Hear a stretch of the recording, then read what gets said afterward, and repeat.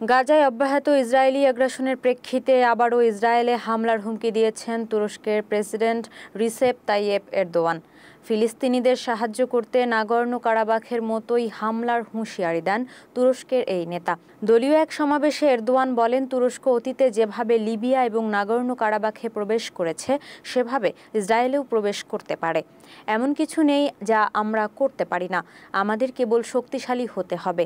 তিনি বলেন, আমাদের অবশ্যই খুব শক্তিশালী হতে হবে যাতে ইসরায়েল ফিলিস্তিনের সাথে এই হাস্যকর কাজগুলো করতে না পারে।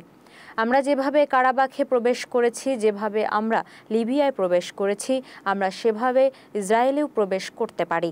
2020 সালে লিবিয়ার জাতিসংঘ স্বীকৃত সরকারের সমর্থনে দেশটিতে সামরিক বাহিনীর সদস্য পাঠিয়েছিল তুরস্ক। যদিও ভাষণে ঠিক কী ধরনের হস্তক্ষেপের ইঙ্গিত দিচ্ছেন তা উল্লেখ করেননি তুর্কি এই প্রেসিডেন্ট।